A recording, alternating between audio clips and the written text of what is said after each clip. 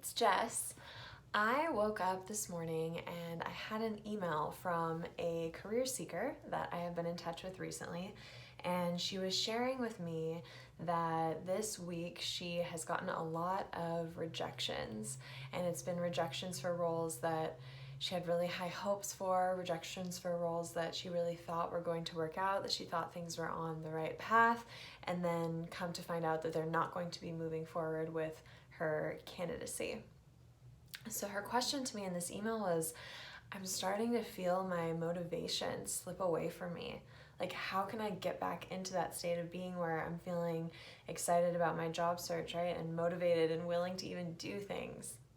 So I wanted to jump in here and share with you my advice that I gave to this career seeker, because I think it's really important.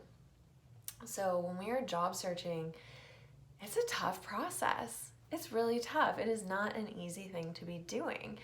Finding a new job is really complex. It's all of the documents, it's all of the conversations, it's all of the pressure of having these meetings and being expected to find the right answer that they're looking for, right? And it's easy to get psyched out by the competition too, right? That other people are doing better than me and they got the job over me, and why can't things just happen already, right? It's a very frustrating process. I've heard some people describe it as demeaning and demoralizing. I think that's pretty accurate for a lot of people as well.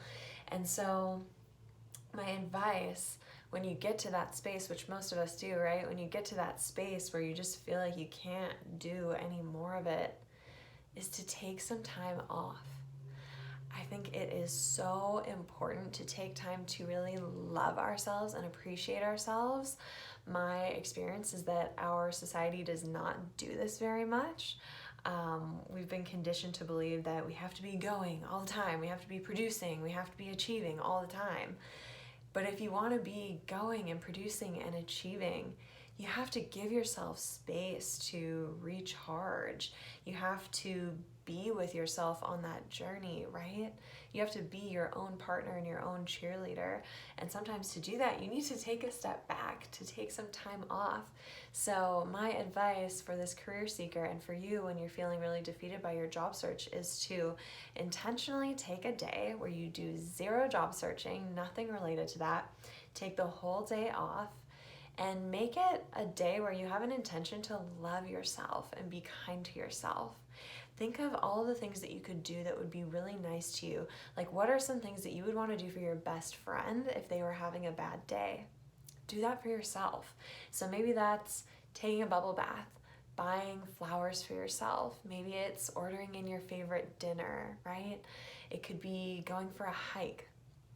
Maybe it's reading a book. I know for me, I've been listening to audiobooks and I listen to them while I get ready, and that's awesome. But in the past week, I actually picked up, a physical book again, which I love, and I've found that creates so much peace for me.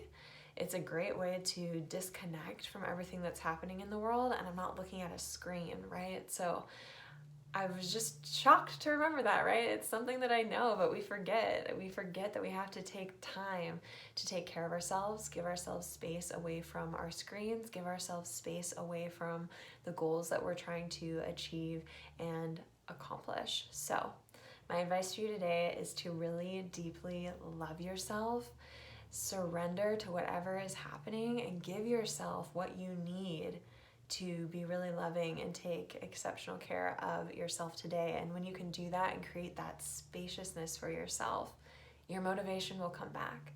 Your motivation to get back in the game of job seeking and sending out the applications and doing all the networking and informational interviews, that will come back if you give yourself some space and some love.